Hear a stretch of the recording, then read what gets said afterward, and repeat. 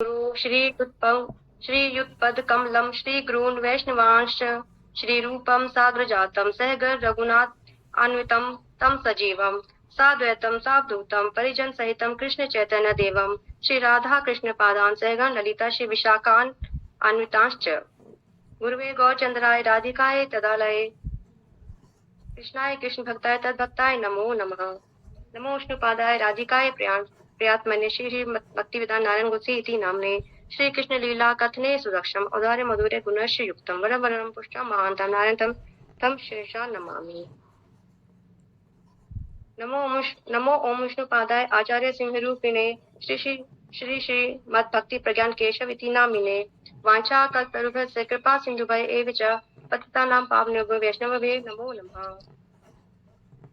पंचतत्वात्मक कृष्णं भक्त स्वरूपकं भक्त अवतारम भक्ताख्यम नमामि भक्त शक्तिकम श्री कृष्ण चैतन्य प्रभु नित्यानंद श्री अद्वैत गदाधर शिवासादि गौर भक्तवृंद। हरे कृष्ण कृष्ण कृष्ण हरे हरे हरे राम राम राम हरे हरे। हरे कृष्णा। सर्वप्रथम मैं अपने परम आराध्यतम गुरु श्री नित्य लीला प्रवेश अष्टोत्तर श्री श्रीमद भक्तिवेदांत नारायण गोसाई महाराज जी के श्री अभय चरण सरोज में अनंत कोटि दंडवत प्रणाम करती हूँ, ज्ञापित करती हूँ। मैं अपने श्री भक्ति नित्य लीला प्रवेश अष्टोत्तर श्री श्री भक्ति प्रज्ञान केशव गोसाई महाराज जी के अभय चरण सरोज में भी श्रद्धा पुष्पांजलि अर्पित करते हुए उनकी अहेतु की कृपा की वांछना करती हूँ। तत्पश्चात उपस्थित सभी वैष्णव जन और भक्तजन को भी यथावत दंडवत प्रणाम। हरे कृष्णा। आज का जो हमारा टॉपिक है वो है श्री सनातन शिक्षा। आज हम श्री सनातन गोस्वामी जी के बारे में पढ़ेंगे, जो पहले वैसे तो वो ब्राह्मण थे, लेकिन हुसैन शाह एक मुस्लिम शासक के यहाँ वो प्रधानमंत्री थे, तो उनका उसमें वो वहां पे वो के प्रधानमंत्री थे और उनके कारागार से जब चतुरता पूर्वक निकल के आ गए तो चलते चलते वह महाप्रभु के दर्शनों की अभिलाषा से काशी में पहुंचे। और तो उन्होंने सुना कि प्रभु इस समय काशी में ही श्री चंद्रशेखर के गृह में विराजमान है। यह सुनकर वो बहुत खुश हुए। लोगों से पूछते पूछते वे श्री चंद्रशेखर के घर में पहुंचे। उन्हें देखकर प्रभु के आनंद की सीमा न रही। प्रभु ने उन्हें अपने गले से लगा लिया। कई दिनों तक लगातार चलते रहने के कारण श्री सनातन गोस्वामी का वेश अस्त व्यस्त हो गया था। प्रभु ने श्री चंद्रशेखर को उनका संस्कार करने का आदेश दिया। श्री चंद्रशेखर जी ने उनका मुंडन आदि कराया और गंगा में स्नान करा के उन्हें नए वस्त्र दिए। लेकिन सनातन गोस्वामी जी ने कहा कि आप मुझे अगर देना ही चाहते हैं तो मुझे अपना कोई पुराना व्यवहार किया हुआ कोई वस्त्र दे दीजिए। तब श्री चंद्रशेखर जी ने उन्हें अपनी एक पुरानी धोती दी। श्री सनातन जी ने उसे स्वीकार किया। श्री सनातन जी के पास एक बहुत ही कीमती कंबल था। जब जब भी वे महाप्रभु से मिलते थे तो प्रभु उस कंबल की ओर ताकते रहते थे। बुद्धिमान श्री सनातन गोस्वामी जी समझ गए कि प्रभु को यह कंबल पसंद नहीं है। अतः वे गंगा के किनारे गए और देखा कि वहां पर एक भिखारी ने अपनी फटी पुरानी गुदड़ी सुखाने डाली हुई थी। श्री सनातन गोस्वामी जी ने उसे अपना कंबल दे दिया और उसकी गुदड़ी ले ली। जब वे उस गुदड़ी को ओढ़कर प्रभु के पास आए तो प्रभु बहुत प्रसन्न हुए। प्रभु कहने लगे, सनातन, अब कृष्ण ने तुम्हारे अंतिम विषय रोग को भी नष्ट कर दिया है। तब श्री सनातन गोस्वामी जी ने श्रीमन महाप्रभु से अनेक प्रश्न किए और श्रीमन महाप्रभु ने उन्हें जीव तत्व, कृष्ण तत्व, भक्ति तत्व, वैधि और रागानुगा भक्ति आदि की शिक्षा प्रदान की, जिसे श्री सनातन गोस्वामी जी ने अपनी कई ग्रंथों में विस्तार से वर्णन किया है, जिनमें श्रीमद् भागवत की टीका है और श्री बृहद भागवतम मृत उनका ग्रंथ है।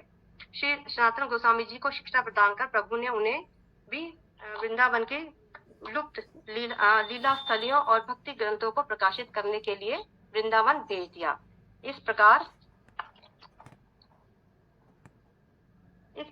सशक्त होकर श्री सनातन गोस्वामी जी ने वृंदावन के खोए हुए पवित्र स्थान को प्रकट करके, जैसे श्री मदन मोहन मंदिर की सेवा की स्थापना करके और कई ग्रंथ उनपे जैसे श्री हरि भक्ति विलास, बृहद भागवतामृत और श्रीमद् भागवत के 10वें स्कंद पर भी एक टिप्पणी संकलित करके श्रीमन महाप्रभु की आंतरिक इच्छा को पूरा किया। कृष्ण लीला में लवंग मंजरी है। हरे कृष्णा, दंडवत प्रणाम। हमारे 3 मुख्य आराध्य हम बोलना चाहिए, जैसे श्री गोविंद देव जी, श्री मदन मोहन जी और श्री